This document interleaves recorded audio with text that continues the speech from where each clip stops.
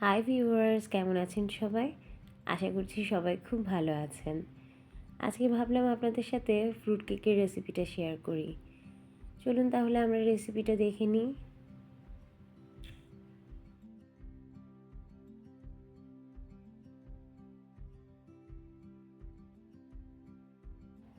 এর জন্য প্রথমে আমরা কিছু ড্রাই ফ্রুটস নিয়ে নেব।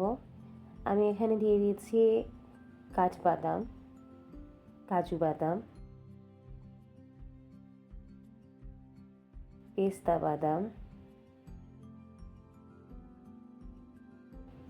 খেজুর, সামান্য চেরি।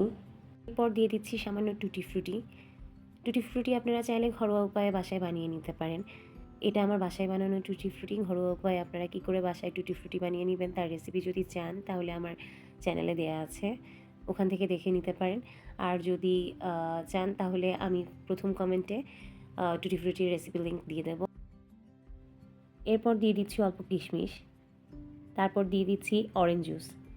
চেষ্টা করবেন অরেঞ্জ জুস দিয়ে সব ড্রাই ফ্রুটগুলোকে এভাবে ভিজিয়ে সারা রাত রেখে দেওয়ার। যদি সেটা সম্ভব না হয় কমপক্ষে 30 মিনিট রেখে দেওয়ার চেষ্টা করবেন। এখানে আপনাকে সব ধরনের ড্রাই ফ্রুট ইউজ করতে হবে, নট নেসেসারি আপনার বাসায় যে ড্রাই ফ্রুটগুলো অ্যাভেলেবেল থাকবে আপনি ওই ধরনের ড্রাই ফ্রুটগুলো দিয়েই রেসিপিটা প্রিপেয়ার করতে পারবেন। চলুন তাহলে আমরা রেসিপির সেকেন্ড স্টেপে চলে যাই। এখন আমরা একটা প্যান নিয়ে নিচ্ছি। এখানে দিয়ে দেব 1/3 কাপ চিনি। খুব ভালো করে চিনিটাকে ক্যারামেল করে নেব। আপনারা ক্যারামেল করার সময় যেটা চেষ্টা করবেন একটু মোটা তলযুক্ত পাত্রে ক্যারামেল করার চেষ্টা করবেন। আর চিনি দেওয়ার পরে একেবারেই পাত্রটাকে নাড়ানো যাবে না। আমাদের ক্যারামেল হয়ে আসলে ওখানে আমরা দিয়ে দেবো সামান্য পানি।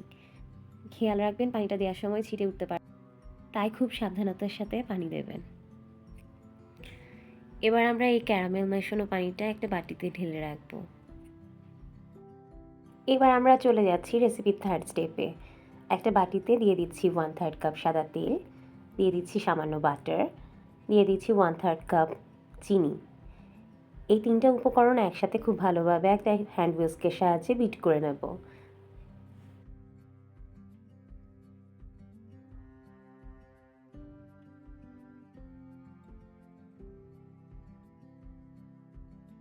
চিনির মিশ্রণটা সামান্য গলে আসলেই দিয়ে দিচ্ছি আমরা 1 কাপ ময়দা, 1 চা চামচ বেকিং পাউডার, 1 চা চামচ বেকিং সোডা, দিয়ে দিচ্ছি 1/2 চা চামচ দারুচিনি গুঁড়া, দিয়ে দিচ্ছি 2 চা চামচ কোকো পাউডার।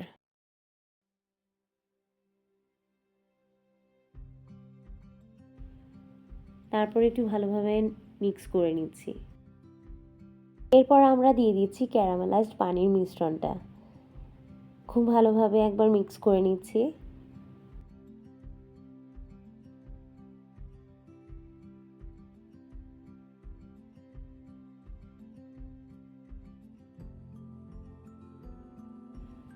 তারপর দিয়ে দিচ্ছি সামান্য লিকুইড মিল্ক। এটাও ভালোভাবে মিক্স করে নেব। এবার আমাদের ব্যাটারটা মোটামুটি রেডি।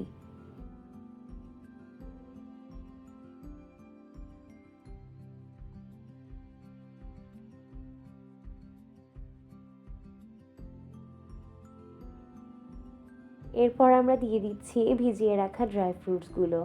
খুব আলতো হাতে মিক্স করে নেব।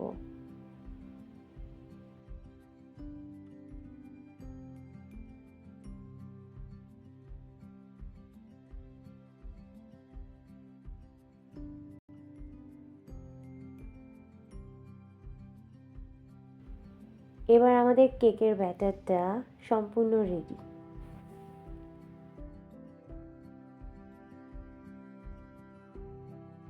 এবার একটা কেক মোল্ড নিয়ে নিলাম। কেক মোল্ডের চারপাশে খুব ভালোভাবে বাটার লাগিয়ে নিলাম। চাইলে আপনারা তেলও লাগিয়ে নিতে পারেন বা বেকিং পেপার দিয়ে দিতে পারেন।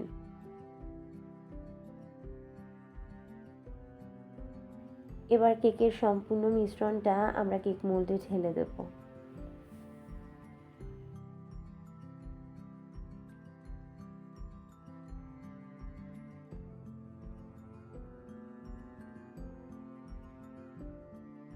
কেকটা আমি চুলায় বেক করব, তাই চুলায় একটা কড়াই বসিয়ে দিয়ে তার উপর একটা স্ট্যান্ড দিয়ে দিলাম। এটাকে আমি প্রিহিট করে নিব, তাই উপরে ঢাকা দিয়ে প্রায় 5 মিনিটের মতো আমরা এটা প্রিহিট হতে দেব। একদম লো টু মিডিয়াম আঁচে এটাকে প্রিহিট করে নেব। খুব একটা লোও থাকবে না, আবার খুব একটা মিডিয়াম আঁচেও থাকবে না, মাঝারি একটা আঁচে রেখে এটাকে আমরা প্রিহিট করে নেব। কড়াই প্রিহিট হওয়ার পর আমি ঢাকা উঠিয়ে কেক মোল্ডটা স্ট্যান্ডের উপর বসিয়ে দিচ্ছি। এরপর আমি ঢাকা দিয়ে দিচ্ছি। লক্ষ্য রাখতে হবে বাইরের বাতাস যাতে ভেতরে ঢুকতে না পারে, আবার ভেতরের বাতাসও যাতে বাইরে বের হতে না পারে।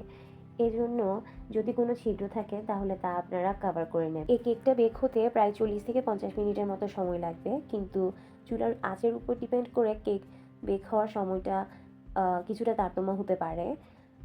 আর আপনারা চুলার আঁচটা লো টু মিডিয়ামের মাঝামাঝি রেখেই কেকটা বেক করবেন। ফিরে এলাম 40 মিনিট পর। দেখুন আমার কেকটা কি সুন্দর বেক হয়ে গেছে। এত ধৈর্য নিয়ে আমার ভিডিওটা দেখার জন্য সকলকে অসংখ্য ধন্যবাদ।